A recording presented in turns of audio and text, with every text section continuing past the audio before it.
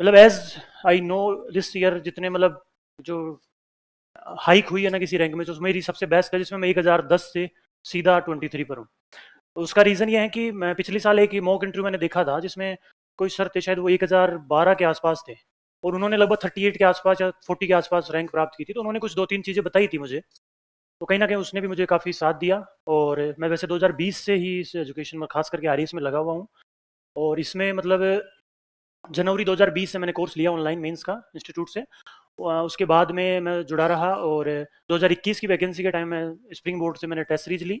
और मेरा एक B2 बैच था भैया का, भैया मेरे साथ ही हैं, तो उनका ऑनलाइन एक्सेस, क्योंकि कोविड महामारी के टाइम संस्थान ने सबको ऑनलाइन एक्सेस दी थी 21 वाली वैकेंसी के टाइम।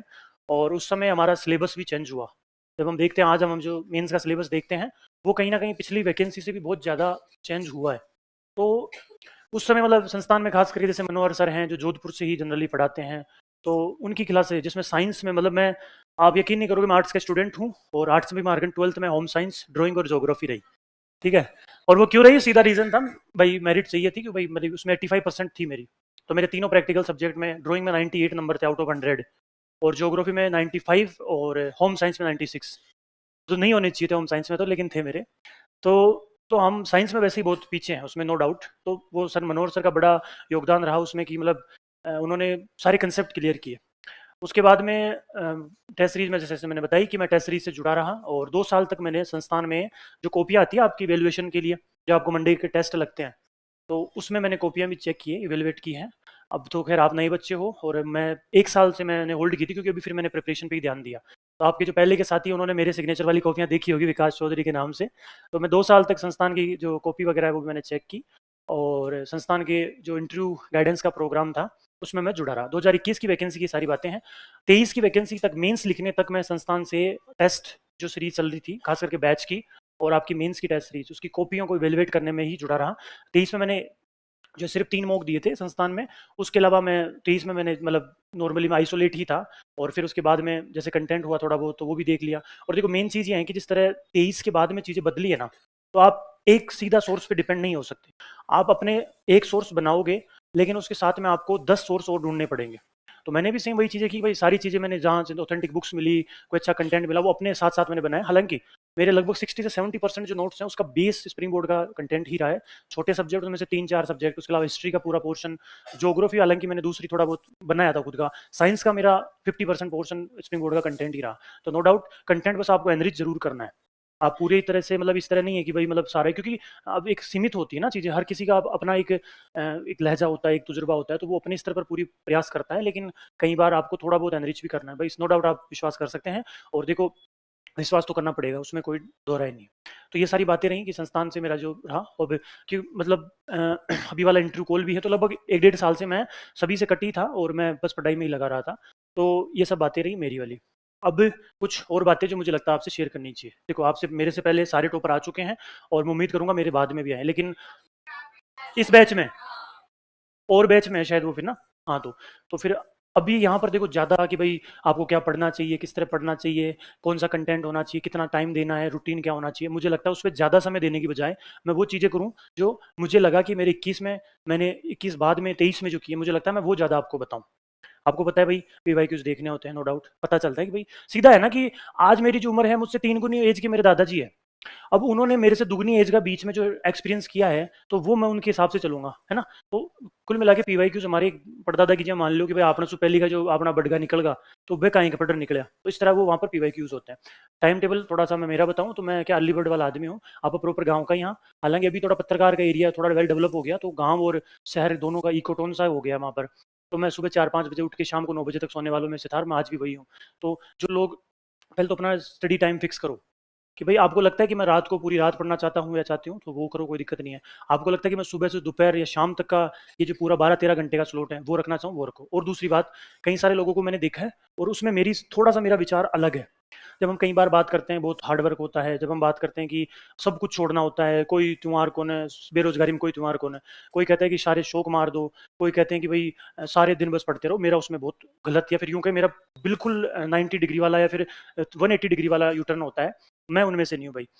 मैं आप इंस्टाग्राम पे जाओगे आर्यस अंडरस्कोर विकास, वहाँ पर आपको मेरे 4-5 पोस्ट ऐसी मिलेगी जो अभी की, बाकी सारी पोस्ट में मैं साल में 1 या 2 ट्रिप हमेशा करता था। मेरे जो भी शौक है, क्योंकि उल्टे सीधे अपने शौक है नहीं, मैं चाय कॉफ़ी भी नहीं पीता। तो मेरे जितने भी अच्छे शौक है, जैसे घूमना, दोस्तों से मिलना, त्योहार मनाना, बडगागन बैठो, गाँव में फुरबो, वो सब मैंने किए हैं। उसके बाद मैं आपके पास खड़ा हूँ। उसमें भी मैं जयपुर में सबसे टॉप मेरी रैंक है, और जयपुर संभाग होने के बाद भी दिलीप सर से मिला सर ने तब यही कहा कि आपको डबल बधाई इस चीज़ की कि आप जयपुर संभाग के हो, किस रैंक पे हो। तो पहली बात सबसे बड़ी, शौक नहीं मारने अपने, जो अच्छा लगता हो वो करो। हाँ, लिमिटेशन में हो, और 1-2 घंटा, आधा पौन घंटा। क्यों? देखो, इस एजुकेशन के साथ-साथ में आपकी उम्र भी तो घटती जा रही है ना। तो कल को 2 साल 3 साल बाद में जब मान लो कुछ ना हुआ, वैसे ऐसा होगा नहीं, मैं डैम श्योर हूँ, करता हूँ आपको जो चाहोगे। अगर अंदर पूरी समझते हो ना कि मैं अपनी प्रतिभा से आया हूँ, ना मेरे किसी ने दबाव डाला, और मेरे पास पूरी कैपेसिटी है, तो आप वो अचीव करोगे। लेकिन अगर आपको लगता है, और 2-3 साल बाद में जब आप पीछे मुड़ के देखो ना, तो आपको कभी जीवन में रिग्रेट नहीं होना चाहिए। ये ध्यान रखना मेरी बात। जीवन में आज जो तुम कर रहे हो, आज से 3 साल बाद में वापस पीछे मुड़ो ना, तो किसी चीज़ का अफ़सोस ना हो कि मैंने जीवन में वो नहीं किया। भाई हमारी उम्र है, अभी लग गया तो लग गया, इस वैकेंसी में इंटरव्यू कॉल है, मान लो लाग जाता तो लाग जाता, ना लाग तो आगे बढ़ो। क्योंकि ये ऐसा सर्किल है 180 डिग्री जो आपको घुमा ही जाएगा, नो डाउट। आप थोड़ा सा बाहर निकलोगे तो वैकेंसी इतनी ज़्यादा आ रही है इस समय कि बच्चा खुद कंफ्यूजन में करा तो करा गए। मैं बीएड कर रखा हूँ, 2020 में मेरी ग्रेजुएशन है, 22 तक मैंने बीएड की, 22 से 24 मेरी एमए इंग्लिश लिटरेचर से। तो मैंने बीएड इसलिए की थी कि समय मिलेगा तो ऑप्शन बी भी रख लेंगे। भाई साहब ऑप्शन बी जितना तो टाइम ही नहीं दे रहे। तो इस स्तर पर आपको अपने आप को 3 साल बाद में जब देखो ना, तो बिल्कुल भी ऐसा नहीं लगना चाहिए कि मैं काश वो भी कर लेता। तो बढ़िया हंसी खुशी रहो, बढ़िया घर परिवार, जो भी त्योहार आपको अच्छे लगे मनाओ, कोई दिक्कत नहीं है। और एक चीज और इसी में मैं जोड़ना चाहूंगा, आपको पता होना चाहिए, यूपीएससी के रिजल्ट आते हैं, एक जो ट्रेनी आईपीएस है, ट्रेनी आईपीएस, वो पर्टिकुलर आईएएस बनते हैं ट्रेनिंग के बिटवीन। मतलब इन उनमें कोई अलग प्रतिभा है जिसकी वजह से वो पहले आईपीएस, और उन्होंने सोचा कि मैं रैंक सुधारूंगा, तो वो रैंक सुधार भी लेते हैं दूसरे अटेम्प्ट में। उसका क्या रीजन है, किसी को पता है? कोई बताना चाहेगा? जैसे अभी मैं नाम बोल रहा हूँ, श्रीवास्तव सर करके थे जो आईपीएस थे, पहले ट्रेनिंग के टाइम उनका रिजल्ट आया, रैंक 1 थी, उनकी वीडियो काफी, है ना, उनकी वीडियो काफी वायरल। तो ऐसा कैसे पॉसिबल है कि आदमी आईपीएस होकर ट्रेनिंग में होते हुए भी आईएएस निकाल रहा है? बताइए। हम्म।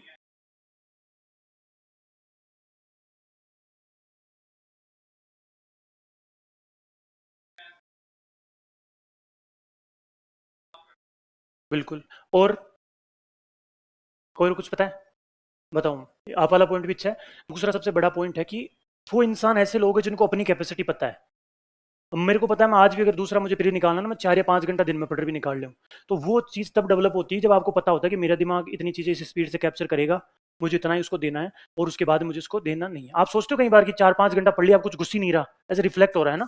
तो उसका रीजन ये है कि दिमाग हर दिन उसकी अपनी अलग कैपेसिटी डेवलप होती है, और वो उसके हिसाब से चीजें कैप्चर करता है। जब आपको लगता है कि वो रिफ्लेक्ट कर रहा है, तो अब जब आप उसमें घुसाओगे तो भी नहीं घुसेगा, उस समय आप रिलैक्स रहो, बढ़िया जो चौको लागे वो करो, फिल्मा देखो, अब तो यही सर्दिया की रजाई में सो, कोई दिक्कत नहीं है। बस ये तब जब दिमाग खुद गएगा, आप अपने आप से नहीं कि दिमाग कह दे कि भाई रिफ्लेक्ट करने लग जा, नहीं। तो इसका रीजन ये है कि वो आईपीएस होते हुए ट्रेनी ये इसलिए सुधार पाते हैं क्योंकि उनको पता है कि मुझे इतना ही पढ़ना है, इतनी मुझे मेरी जरूरत है, और उसमें निकाल लेते हैं। तो बाकी का समय वो बढ़िया अपने कामों में लगाते हैं। कई लोग ट्रेनिंग में रहते हैं, कई लोग ट्रैवल करते हैं। तो आप भी, मतलब मैं यहाँ कौन करे, बट वो छोड़ दो। बस ये है कि जो अच्छा लगता है वो भी करना है साथ में जीवन में, है ना। आप तो अभी ठीक है, 24 25 25 की रेंज में होंगे, मैं 27 का हूँ, और अभी भी मैं ज्यादा कोई बड़ा भी नहीं हुआ। लेकिन हाँ ये है कि क्या पता मुझे 30 भी लग जाती, तो 32 भी लग जाती, तो फिर मेरे पास तो कुछ नहीं बचा। फिर 30 32 में कहीं करूँ मैं, आधा तो खोपड़ी यहाँ तक आधी हो चुकी होती, कोई अंडी ने बाल दौड़ा आ चुका होता, फिर मतलब क्या था कुछ करने का। तो यही है कि कभी जीवन में शौक नहीं मारने। रही बात मेहनत की, तो देखो मेहनत जो है ना, एक स्मार्ट तरीके से होना, उसकी कोई होड़ नहीं होती, है ना। एक वही बैल कोल्लू के चारों तरफ फिरता है 24 घंटे 12 घंटे, वही वो या तो पानी के लिए यूज हो, चाहे वो जैसे आप घानी में तेल होता है वो निकाल, उसी जगह आप एक नॉर्मल मोटर लगा दो और उसको भी फिराया जाओ, सेम काम वही कर रहा है। उस बैल को आप बेचारे को कहीं और जगह लगा दो, वो मेहनत तो दोनों सेम करेंगे, बस उसमें स्ट्रेटजी है, स्मार्टनेस है, तो वो डेवलप करनी है अपने अंदर। कभी भी भीड़ चाल में नहीं चलना है, वो ऐसे कर रहा है वो ऐसे कर रही है, नहीं। आपको अपनी क्षमताएं खुद को पहचाननी है, ठीक है। मैं अपनी बताऊं, 12th तक नॉर्मल आदमी हूँ, क्योंकि स्कूल भी पास में ही, तुलसी विद्यापीठ स्कूल थी मेरी। 12th मैंने निवेदिता से की थी, बालावाड़ा है, मतलब आगे लाखना रोड है, आपके रिंग रोड के आगे। तो तब तक मैं नॉर्मल था। 11th 12th में मैंने सोचा कि जैसे विराट कोहली उन सबको देख के, उस उम्र में होता ही है ना कि भाई आई एम विराट कोहली 2.0, है ना, I am M S D 2.0। तो मैं भी उसी में फंस गया। 2 साल तक मैंने ग्रासफील्ड अकेडमी ज्वाइन करी, धीरे धीरे मैं कोच में प्रैक्टिस करता था क्रिकेट की। तो 11th 12th मैंने थोड़ा उधर ही 1-2 घंटे उधर ही शिफ्ट किए। तो मुझे समझ में आ गया कि नहीं यार, आपने कौन हालत, क्योंकि वहाँ एक तो वो लेदर बॉल यूज होती थी और उससे मेरे 1-2 बार लग गई। तो लगने के बाद मेरा इतना गंदा डर बैठ गया कि मैं कैच तक छोड़ने लगा। और फिर वो होता है ना कि सब आपको बुली करने लगते हैं, यार तू क्या कर रहा है क्या कर रहा है। तब मेरे को समझ में आ गया कि यार छोड़ देते हैं। फिर दिमाग में आया मैं छोड़ दियो तो गाँव का जान पत्तो चेगी, वो क्रिकेट खेल बजे तो कहीं खेला मेरे उस विराट कोहली 2.0 का क्या होगा। मैं कहा यार तो परेशानी, बट फिर मैंने छोड़ दी। फिर मैं फर्स्ट ईयर में आया, मैंने साथ में पहले एनसीसी ज्वाइन की, नेशनल कैडेट कोर। 3 साल ग्रेजुएशन के साथ मेरा पूरा ध्यान ही वहीं गया। 2021 के मौके में एक संस्थान में बैठा था, तब जो चेयरमैन थे उन्होंने मतलब वो सारी चीज़ें देख के कहा कि मुझे लगता है ग्रेजुएशन से ज़्यादा आपने एनसीसी की है। मैं कहा हाँ बिल्कुल की है। तो उसके बाद में मेरे कैरेक्टर में, या फिर यूँ कहें कि पर्सनैलिटी में इतनी विविधताएं आई हैं, तो जीवन में विविधताएं भी लानी है इस पर्सनैलिटी में, है ना। यहाँ कौन की सारे दिन कॉपी किताबों में लाके रहो। ये जो मैं मानता हूँ, इसमें मैं इंटरव्यू के टाइम लगभग इस बार में मेरे 5 से 7 मिनट मेरा इंटरव्यू एनसीसी पर चला। और नो डाउट मैं एनसीसी बेस्ट कैडेट रहा हूँ, ब्रॉन्ज मेडलिस्ट हूँ मैं। All India national cadet corps का एक ऑल इंडिया नौसैनिक कैंप होता है, उसमें उसी से हम टॉप 5 थे जिनको ओएसडीज मिला, ओवरसीज डिप्लॉयमेंट कैंप। उसका मतलब होता है आपको इंडियन नेवी जो है वो आपको अपना एम्बेसडर बना करके फॉरेन कंट्रीज पे भेजती है। उसमें मैं 5 अफ्रीकन कंट्रीज, जिसमें आपके मॉरिशस, सेशल्स, मेडागास्कर, तंजानिया, इन में देशों में मतलब मेरा था। केरल तक हम पहुंचे, लेकिन उस समय मेरे साथ ट्रेजेडी हुई कि क्योंकि भाई अब यार इंटरनल जो डिपार्टमेंटल इश्यूज होंगे कुछ, तो हमें मना कर दिया गया कि भाई आप कोस्ट गार्ड की शिप से जा रहे हो, जबकि आप कैडेट हो नेवल विंग के, तो आपकी पूरी रेस्पॉन्सिबिलिटी इंडियन नेवी की है, ना कि इंडियन कोस्ट गार्ड्स की। इन बिटवीन अनफॉर्चुनेटली आपके साथ कुछ भी इन बिटवीन द सी कुछ होता है तो फिर काफ़ी चीज़ें होती हैं। अब यार मन भी कौन पता वो क्या भी हुआ, बट हमें दिल्ली से लेटर मिला, उससे केरल में जो हमारा यूनिट था वहाँ पर, कि भाई the cadets who are willing to aboard on the ship for 5 African countries are denied to approve. तो मतलब यार सोच रही है यार ये क्या हुआ। तो वो अभी भी मैं सोच रहा हूँ, मुझे अभी भी बुरा लग रहा है। तो फिर 2 दिन मैंने सेम टाइम टिकट करी केरल से जयपुर। 2 दिन मुझे लगे, पूरे दोनों दिन में बस ऐसे मतलब रोयो तो हाथ को अंदर बाकी रही को। मतलब आप सोच के देखो कि आपको भी शायद 2-5 को तो बुरा लगा ही होगा, या बुरी बावड़ा के साथ किस किस को लगा। तो अब सोचो मन तुम्हारी साथ ही तो बहुत बुरा लगा। बट इन 2 दिनों ने ना मतलब इतना इतना वो कर दिया ना कि अभी ये था कि अब मेरी जिद ये थी कि जीवन में मतलब मैं फिर घर आया, मेरे भैया, बड़े भैया महेंद्र भैया, उनका ही B2 बैच था। उन्होंने मुझे कहा कि एक कोचिंग बताई, उस कोचिंग से आप ऑनलाइन कोर्स लो सिर्फ मेंस का। तब से, और उन्होंने एक चीज़ कही थी कि अब ये कोशिश करना कि सरकार तुझे खुद एम्बेसडर बना के भेजे, अब उतना मुकाम हासिल करना है। मेरे वो तब से वो जिद थी। उसके बाद में मैं लगा रहा, 21 की वैकेंसी पहला अटेम्प्ट था, इंटरव्यू तक गया, 1010 रैंक रही। उसमें क्या समस्या थी वो मैं बता दूं, इस बहाने आपको भी पता चल जाएगा कि क्या ध्यान रखना है। 21 में क्या हुआ, कंसेप्ट सारे क्लियर थे। सिलेबस 18, 16, 13 में जैसे आ रहा था ना वैसे ही था। सीधे फैक्ट दी पूछे जाते थे, डालो नंबर लो। फोर्थ पेपर हाई वेटेज हमेशा। 21 में क्या हुआ कि 3 पेपर मेरे अच्छे थे दैट टाइम। मेरे पहले पेपर में 82 नंबर थे, जो दैट टाइम के टॉप 100 टॉप 200 बच्चों के थे, जो अच्छी रैंक में थे। दूसरे पेपर में 86, तीसरे में शायद 82 के आसपास थे। फोर्थ पेपर में आप गेस करो कितने होंगे। कर लो यार, तो कर लो, है ना। 50, अतरो भी मत मारो। 75 मार्क्स। वहाँ फिर इंटरव्यू में 85 नंबर थे, तो वहाँ मैं डाउन हो गया। अब मैं था ना 75 नंबर की भी बात बता दूँ। देखो होता क्या है, कई बार हम उन चीज़ों को महत्व देना शुरू करते हैं जिनको शायद ज़रूरत नहीं थी, और उन चीज़ों को महत्व देना कम कर देते हैं जिनको इसकी बहुत ज़्यादा ज़रूरत थी। वैसे ही मैंने किया। हालांकि 3 पेपर 4 पेपर तो चारों को मैंने बराबर ही रखा, लेकिन मैंने यही गलती कर दी कि मैंने, चल रहा है ना ये, कि मैंने इसको पेन का है। जैसे देखो 4 पेपर है, और एक पेपर कितने नंबर का है, ये सही है डिस्प्ले पर कलर, ठीक, वाइट ले लेता हूँ। पहला पेपर 200, दूसरा 200, तीसरा और चौथा। आप क्या कर रहे हो, आप एक ऐसी टेस्ट सीरीज ले रहे हो जिसमें आपको 600 नंबर के पेपर हर बार मिल रहे हैं। तो अपनी संस्थान की भी टेस्ट सीरीज सबका यही फॉर्मेट होता है। और कि भाई आपके एक मतलब जैसे फुल लेंथ में तो 200 200 के 3 चले गए, और जो आपके टॉपिक वाइज होंगे उसमें मान लो एक दिन हिस्ट्री आ गई, एक दिन economy, and in science art, या फिर आपका एथिक्स आ गया, इधर पॉलिटी IR ऐसे आ गए, और एक चल रहा है ये, और इसके कितने 200। मैंने भी यही गलती की, मैं इसी तरह देख रहा था कि यार ये 600 से ये 200, तो ज्यादा ध्यान कौन पर देना चाहिए, यही मैंने गलती करी। तो मैंने इस पे दिया, उन्होंने कहा ठीक है भाई, पहला हम तू ले जा 82 जो बहुत टॉप लोगों के थे, दूसरा हम 86 ले जा, और चौथा हम 84 ले जा, और फिर तू ये ले जा मार सौ। अब अगर यही नंबर ना मुझे यहाँ चाहिए थे कम से कम 120 के आसपास। तो अब ये गलती कभी जीवन में नहीं करनी है। ये जो 3 भाई है ना वो अपनी जगह है, और वो एक अलग भाई ऐसा है जो अपनी जगह है। तो अभी जब भी जीवन में अब आगे ध्यान रखो ना, तो हमेशा इस तरह देखना है चीज़ों को, समझ रहे हो। आपका जितना टाइम जाएगा ना मेंस को लेकर के, उसमें आधा पोर्शन इसका होगा और आधा उतना ही उसका होगा, ये ध्यान रखना। ये तीनों, इनमें समस्या क्या है कि ये जीके हैं, जिसे हम कहते हैं जनरल और जनरल साइंस। इसमें आपको कुछ भी ऐसा पूछ लिया जाएगा जिसको आप एक्सपेक्ट ही नहीं कर रहे थे, नो डाउट। जिसमें आप 23 की बात कर लो, 2023 की, उसके अलावा बारी 25 वाला कुछ भी पूछा जा रहा है ना। इधर आपको इतनी श्योरिटी है कि आपसे जो भी पूछा जा रहा है ना, वो आप सिंगल बंदे ऐसे नहीं हो जिसको नहीं आ रहा, या फिर आपसे सिंगल नहीं पूछा जा रहा, वो सबसे पूछ रहा है ये हिंदी। इसमें भी आप अगर ग्रामर की बात करो तो था कि हिंदी की 50 की और आपने साइंस उसकी इंग्लिश की 20 की, तो ये 70 नंबर ऐसे हैं जो आ रहे हैं तो आपको भी आएंगे नो डाउट, नहीं आ रहे तो आपको भी नहीं आएंगे, आपको नहीं आएंगे तो वो किसी को नहीं आएंगे। क्यों? क्योंकि 3-4 मेजर जो बुक्स चल रही है या फिर जो हम रेफरेंस जहां से लेते हैं वहां से आपको ये मिल जाएंगे। समस्या निकल गई थी जो बाकी का आपका लगभग 130 मार्क्स का जो पोर्शन रह गया ना, जिसमें आप जिसे बोलते हैं एलेबोरेशन या कॉम्प्रिहेंसिव, वो सबसे बड़ा एक क्वेश्चन मार्क छोड़ता है हमारे ऊपर। और मेरे सबसे कम इसमें मेरे लगभग मुझे लग रहा है 50 में से 25-30 के आसपास नंबर थे। इंग्लिश में भी अच्छे थे, मेरे को मारा इसने। और मेरे लिए सबसे बड़ी मतलब यूं कहें कि थोड़ा शर्म वाली बात है, मैं ग्रेजुएशन इंग्लिश से की है मैंने, उसके बावजूद मेरा जो 10 नंबर का एक एलोबरेशन आता है इंग्लिश में जिसमें मैंने लिखा था the child is the father of the man, उसमें उस बंदे ने मेरे लास्ट में 0 दे के लिखा है the candidate has not understood the theme. ये सोचने की बात है, मतलब इस स्तर पर था मेरा कॉम्प्रिहेंसिव 2021 वाले में। तो उस स्तर से फिर मेरे को लगा कि भाई अब कल्याण मुश्किल आ पड़ो और मारा चक्कर में कोई और को भी रुक लो। तब से फिर मैंने ये पार्शल किया दोनों को कि मेरे लिए तुम भी जरूरी हो, तुम भी, तुम 3 हो लेकिन तुम एक हो, लेकिन मेरे लिए तुम 3 हो तुम भी 3 हो, या तुम एक हो तो तुम भी एक हो। तब से मैंने पर्टिकुलर टेस्ट सीरीज ज्वाइन की जिसमें मैंने एक जीके की रखी और एक हिंदी की। जीके मतलब तीनों पेपर की एक, और हिंदी इंग्लिश मतलब एक। और खूब खूब खिंचाई करी है सच में, खूब पढ़ा है, खूब लिखा है। तो एक चीज हमेशा ध्यान रखना, हिंदी इंग्लिश थोड़ा हाथ सुई समझ वाला हो। और उसमें भी मेरे साथ समस्या कि 21 में जो सबके साथ होती है, यार ये 70 नंबर का है, आराम से नंबर ला सकते हैं, संधि तो है लिख दो, उपसर्गी तो है लिख दो, आर्टिकली तो है लिख दो।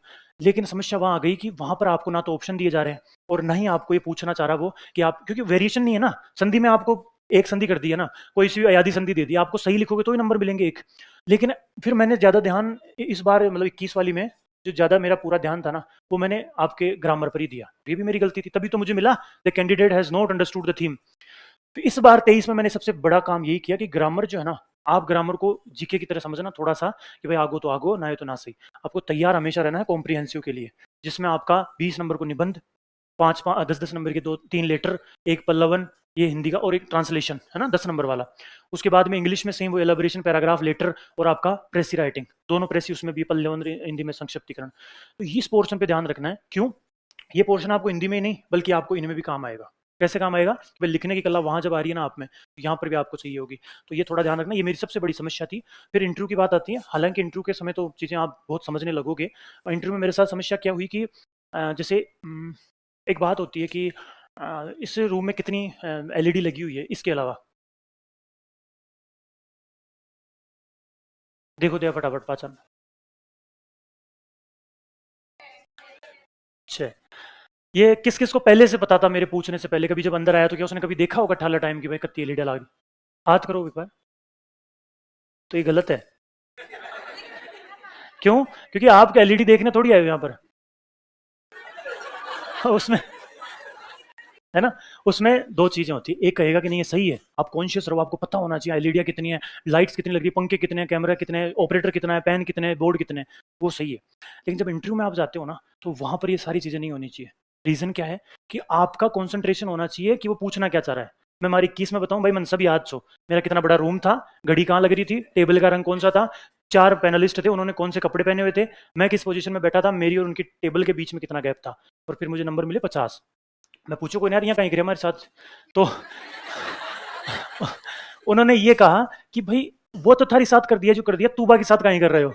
मगर मैं तो यहाँ बताया तो ये नहीं करना होता। तो मतलब फिर मुझे समझ यार बात तो सही है, मतलब मुझे सब इतना पता है तो इसके लिए मैंने टाइम कब निकाला होगा वहां पर, कि मुझे इतना कुछ पता चल गया। मतलब मैं जब वो मुझे कुछ पूछ रहे थे मैं तभी उनसे मतलब बाकी बात पर हमारा आंखें जरूर बंडी इंची बढ़िया, मैं कुछ ना कुछ कर रहा हूँ, तभी तो मुझे पता चला कि भाई इतना सब क्या है। तो उन्होंने कहा यही हमारी सबसे बड़ी समस्या है इंटरव्यू के लिए, आपको जहाँ है ना कि आंख और कान खोल रहा को, तो वो रखना है। और डेफिनेटली इस बार मैंने वही रखा। हालांकि आज तो मैंने की बार भी से कि भाई गड़ी कोड चीर कहें लेकिन ये है कि मतलब उनकी बातें मैंने ध्यान से सुनी, तो ये ध्यान रखना। हालांकि इंटरव्यू तक अभी टाइम है, और नो डाउट आप इतने फ्लश हो जाओगे, मतलब इतनी पूरी बढ़िया शानदार तरीके से कि आपको चीज़ें इतनी सोचनी नहीं पड़ेगी। तो ये सारी बात थी। और फिर आंसर राइटिंग की बात करता हूँ मैं, नो डाउट देख लो, मतलब जी हाँ खैचन की भाई होना चाहिए। मतलब मैं ये चाहता हूँ कि आप भी, एक चीज़ होती है ना कि जो मुझ में सबसे कमजोर है मैं उसको इतना मजबूत कर लूँ कि कोई मतलब टक्कर में ही ना हो, मानते हो? तो बस आज भी सोचो कि भाई मारम कहीं समस्या से मैं सिटिंग नहीं कर पा रहा हूँ, या फिर मेरे पढ़ने में कोई समस्या है, मुझे याद नहीं हो रहा, ये जो भी आपको लगे ना उसको इतना मजबूत कर लो कि भाई वो आपको खुद को क्वेश्चन आप खुद अपने आप पे सोचने लगोगे सच में हो सकता है क्या।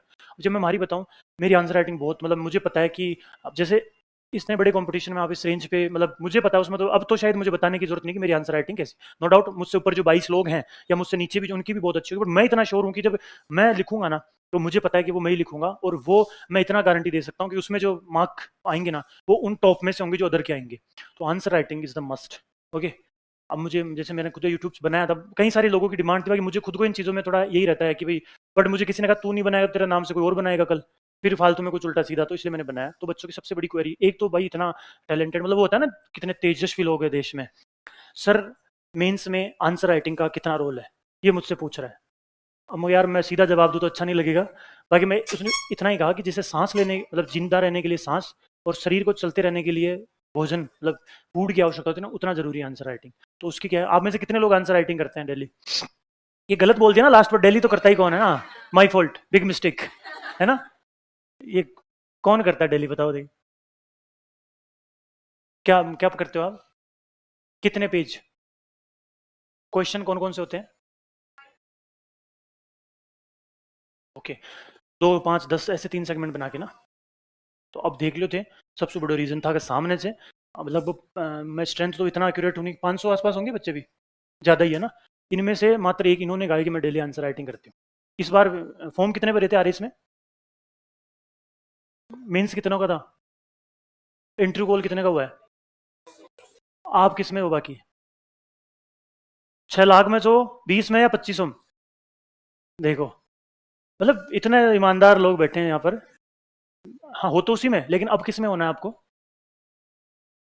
वो मैम जैसे उन्होंने आंसर राइटिंग की वो रोज करते हैं, इसी यही है डिफरेंस। संस्थान में भी इतने बैच चल रहे हैं, बच्चे भी बहुत पढ़ रहे हैं, 6 लाख या 8 लाख फॉर्म भर रहे हैं, उसमें से लास्ट आपको वही 900 ही बच्चे मिलेंगे। रीजन क्या है वो आपके सामने है, मुझे अब शायद इस बिंदु पे तो आगे बोलना ही नहीं पड़ेगा। तो answer writing is the must, और डेली आंसर राइटिंग। सुबह भाई वॉशरूम जाते हो, नहाते हो, रोटी खाओ, सोवो, गप्पा मारो, क्लास ले, पढ़ो, तो फिर आंसर राइटिंग क्यों छोड़ रहे हो? अब उसमें एक समस्या सर तो थोड़ी है ना, 19 20 तो फिर भी चलता है, इतना थोड़ी होता है। तो उसका देखो क्या होता है कि जैसे मैं हमारी बताऊं, तो आंसर राइटिंग की बात करते हैं। देखो, अब से आपको जो करना है वो मैं थाने बता दूं फटाफट। ये 2 पेज से कॉपी रखनी है, रफ कॉपी। ईबा ने थोड़ा रफ कॉपी वाला होगा, उठ पला जली कॉपी, रफ कॉपी रखनी है। जो जो पेपर जैसे हमेशा से करते हैं, जो मैथ की एक्सरसाइज के लिए रखते हैं वो, उसमें ये 2 पेज है फ्रंट के। इसमें जो फर्स्ट पेज है वो विद्या की, विद्या माता बेणी छोड़ दो, उसके अलावा दूसरा और छोड़ दो। जो नेक्स्ट फर्स्ट पेज है ना, आज उसकी उसकी कल आज 30 तारीख होगी ना, मैं कल का टारगेट दे रहा हूँ इसलिए 30 लिख रहा हूँ, है ना। उसके बाद में एक, नहीं 31, उसके बाद में एक, ये 2, ये हो गया आपके रोज के 2 पेज। 1 2 3 4 5। अब क्या करना है, आज पूरे दिन में जो भी आपकी क्लास लग रही है, जो भी सब्जेक्ट चल रहे हैं, खुद अपने अलग अलग संस्थान से सर कोई भी दे कुछ भी दे आपसे, उससे अलग आपको खुद के आंसर क्वेश्चन लिखने हैं। इसमें पहले 2 नंबर का क्वेश्चन आएगा, उसमें छोड़ो 4 लाइन, कति, फिर 2 को लिखो, फिर छोड़ो 4, फिर 2 को लिखो, छोड़ो 4। अब इसमें फिर लिखो 5 को, कति लाइन छोड़ो 8, ठीक है। फिर आपके पास स्पेस बचेगा, फिर छोड़ो 8। इस पहले पेज में 2 नंबर के 3 क्वेश्चन, 5 नंबर के 2 क्वेश्चन। नेक्स्ट पेज पे जाओ और इम लिखो 10 नंबर वाला क्वेश्चन, और वो पूरा होना चाहिए। सुबह उठो, मैं मेरी बताऊं, किसी कोई वॉशरूम बिना सिगरेट पिए नहीं जाता, कोई बिना चाय पिया कौन जाए। मैं ऐसा आदमी था, अब तो कर क्यों हूँ, जो बिना आंसर राइटिंग किए नहीं जाता था वॉशरूम, मतलब मेरा दिन ही इसी से शुरू होता था। तो ये आपका भी होना चाहिए। कोई को दिन अगर 12 बजे भी शुरू हो रही हो ना दोपहर का, तो वो भी यही करना कि भाई उठते ही आपने रात को जो भी क्वेश्चन लिखे हैं ना उनके आंसर लिखो। उससे क्या होगा, मान लो फिर रात ने 10 बजे सो रहे हो, 10 से लेकर सुबह अगर 6 बजे भी उठ रहे हो ना, तो इसके बीच में अगर कम से कम आपके दिमाग में जब भी आंख खुले 5 बार आपके दिमाग में ये प्रश्न घूमे ना कि यार मैं प्रश्न लिखे तो सुबह भी क्या लिखूला मैं, 5 बार भी, आप समझो आप उन 2500 के अंदर हो। ये आपकी अंतरात्मा ही आपको इतनी शक्ति देगी कि भाई आप अपने आप समझने लगोगे धीरे धीरे कि भाई कि हम मैं कर सकता हूँ या कर सकती हूँ। आप जब सोओगे उसके बीच में आपका दिमाग 5 बार स्ट्राइक करेगा कि आपने कुछ क्वेश्चन लिखे थे, फिर आप धीरे धीरे सोचने लगोगे कि इसका आंसर ऐसे में लिख सकता हूँ, इसका आंसर ऐसे में लिख दूँ, इसका आंसर ऐसे में। ये करो, कंटिन्यू रखो, ये क्लासेस चल रही हैं, है ना। उसके बाद में पूरा इसी तरह शेड्यूल चलेगा, एक दिन पहले क्वेश्चन लिख लो और पूरी रात या दिन में दिमाग के अंदर घूमने दो उनके कि भाई किस तरह मैं फॉर्मेट करूँ। फिर लास्ट में जब अपने मंडे को चल रहे हैं ना टेस्ट शायद बैच वाले, अच्छा 10 दिन पर है अभी, है ना? हाँ, क्योंकि सर भी समझ गए ना कि तेज इतना आप लोगों में कि आप 10 में देना पड़ेगा। पहले 2 साल, 1.5 साल पहले तो वीकली होते थे। क्योंकि वही है ना, जब इतने में से एक बच्चा आंसर राइटिंग कर रहा है तो फिर वो रिदम इतना कम है, तो वो फिर टेस्ट दो 10 पर। तो ये शेड्यूल बनाओ, आधा घंटा लगेगा इसमें ज़्यादा से ज़्यादा। इससे क्या होगा, आपको एक तो you will understand how to write, you will understand how to manage. क्या मैनेज करना है? मैनेज करना है टाइम, मैनेज करना है प्रेजेंटेशन और स्पीड। ये आप धीरे धीरे सीखोगे। ये चीज़ें जहाँ लैंग्वेज के लिए हम कहते हैं ना, जैसे मैं एमए हूँ तो हमारे सबसे बड़ा कोट ये होता है कि लैंग्वेज आप जो है, एक होता है बचपन से सीख लेते हो वो है, और अगर आपको जीवन में दूसरी लैंग्वेज पे शिफ्ट करना है ना लाइफ में, तो आपको दूसरा है तो जीवन लेना पड़ेगा। तो इतना लंबा समय देना पड़ेगा जिसकी ओर नहीं है। अब यार 3 साल में क्या हुआ मुझसे, जब मुझे आखिरी में यही लिखने को मिला कि the candidate has not understood the theme. इसका मतलब है कि लैंग्वेज जो है ना वो बहुत लंबा टाइम लेती है। उसी तरह ये आंसर राइटिंग, ये भी क्या है, स्किल है। जब हम बात करते हैं, एक होता है आर्ट और एक होता है आपका कल्चर। कल्चर चलो छोड़ो, आर्ट का मतलब एक कला, this is also an art. और वो आर्ट कब डेवलप होगी, जब आप रोज ये चीजें करोगे। 15 दिन कर लो, मैं ना कर लो, मैं हकीकत बता रहा हूँ आपको, खुद को लगने लगेगा कि भैया। अब ये मत पूछो कि इसी पे ध्यान क्यों, आपने प्री का तो कुछ बताया ही नहीं। तो प्री को तो मैं खुद का ही बताऊं, इस बार मारे 75 नंबर है यार। तो मैं क्या बताऊं प्री का, तो मैं खुद डार्क जोन में था इस बार। तो प्री मेरी में अपना एवरेज ही रहा है, और इसमें ज़्यादा ना तो किसी को भावुक होना है ना परेशान, कि प्री वैसे क्वालिफाई है तो आपको उस हिसाब से चीज़ों को देखना है। और प्री के लिए मुझे ऐसा कोई लगता नहीं है। प्री में मथन एक बात बता दूं, वो मेंस में भी है और प्री में भी है। क्या, वही बात कि जीवन में उपयोगिता हर किसी की होती है ना? एक मक्खी भी मेरे आसपास फिर रही है ना, तो वो भी या तो जर्म छोड़ रही होगी, जम्स, या फिर ले रही होगी। एक मच्छर मुझे काट रहा है ना, वो कहीं और भी उसका जो जहर है वो खत्म कर रहा होगा। एक छिपकली हमें दिखने में बुरी लगती है, लेकिन वो जितने भी जम्स है या मच्छर उनको खाती है। तो देर इज न, मतलब होता है ना कि भाई यहाँ पर कोई यूजलेस नहीं है। तो उसी तरह प्री और मेंस हर जगह अपने जितने भी सब्जेक्ट्स है ना उनको बराबर वेटेज देना है। जिस तरह अपनी फैमिली में 2 भाई हैं, एक मम्मी और पापा, चारों अपनी जगह इंपॉर्टेंट है ना, और चारों को सेम अहमियत देनी है। उसी तरह हमेशा अपनी जो मतलब खास करके प्री की बता रहा हूँ मैं, जितने भी सब्जेक्ट है सबको बराबर रखना है, चाहे मैथ हो चाहे रीजनिंग हो, चाहे पॉलिटी हो चाहे आर्ट हो, चाहे कल्चर हो चाहे ज्योग्राफी हो। हर सब्जेक्ट को बराबर जो है आपको पोर्शन में ध्यान देना है। क्यों? क्योंकि देखो होता क्या है कि 10 लोग हैं। अब मैं अभी लास्ट मैंने एक बरोट का ट्रिप किया था हिमाचल, जस्ट पिछले महीने अक्टूबर में, रिजल्ट शायद इंटरव्यू के बाद में अभी 2 अक्टूबर नहीं आयो मैं। हम 5 लोग जाने वाले थे और आखिरी में गया मैं एक अकेला। क्यों? क्योंकि आखिरी में कोई ना कोई छूट जाता है। उसी तरह हम जब पर्टिकुलर किसी सब्जेक्ट को ज़्यादा ध्यान देते हैं ना, तो एक समय ऐसा आता है जब वो कुछ ना कुछ हमारे साथ कर देता है, या वो मतलब हिला देता है हमें। उसका सॉल्यूशन क्या है कि या तो अपने आप पे इतना बिलीव रखो कि मैं कर लूंगा, और दूसरा सारे सब्जेक्ट्स को बराबर इंपॉर्टेंस देनी है। रीजनिंग, मैथ, प्री का बता दूं मैं, जिस तरह मेंस में answer writing is the must, pre के अंदर 4 subject is the must. Current affair and आपका इकोनॉमी सर्वे। हालांकि अभी पेपर इस तरह के ही बन रहे हैं कि करंट अफेयर भी थोड़ा सा ऐसा लगता ही है कि न मामा सु काणो मामो चोको। तो ये 2 हो गए, उसके अलावा मैथ और रीजनिंग, ये 4 सब्जेक्ट ऐसे हैं जिनको आपको आज से ही कंटिन्यू रखना पड़ेगा। मैं खुद बीए से हूँ जैसे, तो मेरे एवरेज 5-1% सही है ऐसे मैथ में, बट 5 क्वेश्चन सही होने का मतलब है कि मैं 7 या 8 नंबर बढ़ा लेता हूँ अपने। और मेरे कट ऑफ में वो उतना ही फ़र्क रहता है ना, मैं भी कट ऑफ में आज मतलब झूलता रहूँ। तो इसलिए इन 4 सब्जेक्ट पे हमेशा ध्यान रखना है। अब करंट अफेयर तो हालांकि 6 महीने पहले का पढ़ना होता है, उसमें आप ढिलाई कर सकते हो। इकोनॉमी सर्वे में भी थोड़ा कर लो, उनका टाइम आप रीजनिंग और मैथ को दे लो। रीजनिंग भी अच्छा सब्जेक्ट है, 5-6 क्वेश्चन तो स्टेटमेंट वाले आते हैं उससे। अब आप जब लगभग स्टेटमेंट वाले क्वेश्चन जो होंगे ना, कथन, निष्कर्ष, अजम्पशन एंड वो सब, उनमें जब आपको लगेगा ना कि मैं 70 से 80% एक्यूरेट होने लगा हूँ, दैट टाइम मान लेना आपका पीरी निकल जाएगा। कि वो कोर होते हैं आपके कंसेप्ट वाले। पहले वो पाइप फूट गया, अब आप क्या करोगे, कार्रवाई क्या होनी चाहिए, ये वो आपके जो आपने जो अब तक कंसेप्ट सीखे हैं ना, वो उनको बताता है। तो उन पे कमांड शुरू करनी है। वो 5 क्वेश्चन आते हैं शायद रीजनिंग में, वैसे 5 से ज़्यादा ही मानो। तो प्री के लिए, हाँ प्री के लिए ना अभी से थोड़ा ध्यान रखना, प्री से ज़्यादा इंपॉर्टेंट मेंस है। और उसमें भी आपको इस तरीके से आंसर राइटिंग देखनी है कि भाई रोज करो। मेरी यही बात रखना, जब सुबह उठने से शाम होने तक सारे काम कर रहे हो तो आधा घंटा में कहीं है जा। जब आप शुरू करोगे ना तो आपको लगेगा कि टाइम बहुत लग रहा है, लेकिन समय के साथ आपका टाइम बहुत बचेगा। अब एक मैं टाइम मैनेजमेंट की बात बताऊं, उसमें क्या होता है कि हमें कई बार लगता है कि भाई कितना टाइम दे, ये 2 नंबर का है, 5 का और 10 का है। मैं मेरा बताऊं, एवरेज मुझे इसमें 2 ही मिनट लगती है। एवरेज मुझे इसमें 5 से 6 ही मिनट लगती है, और मुझे इसमें 10 से 12 मिनट ही लगती है। तो ये जो मैं मानता हूँ, क्योंकि इसके बाद इतना कुछ लिखने के बाद भी मेरे पास मेंस में लास्ट में कम से कम 5 से 10 मिनट बचती थी।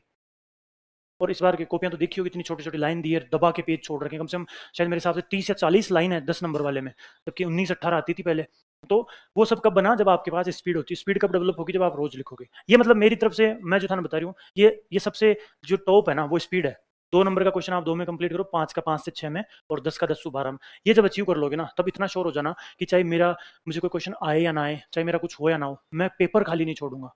मेरा पेपर कंप्लीट हो जाएगा। तो ये मेजर है कि भाई आप टाइम किस तरह मैनेज करें, और ये कब डेवलप होगा। और हाँ, ये इसी तरह होगा। बाकी आंसर नोट्स खुद बनाया करो, जो है ले आप तो उनको भी अपने हाथों से बनाओ। उससे क्या होता है, आपके हाथ फ्रीक्वेंट होते हैं। मेरे जो मैं पहला नोट्स बताऊंगा, जब मैं ज्योग्राफी का आगा बनाया, मन खुद ने शर्म आ जाए, मैं लखो दी अकॉर्डिंग, क्योंकि वो पहली बार होता है। हम बड़े बड़े चौड़े चौड़े काफी मोटे मोटे ग्रंथ बना लेते हैं।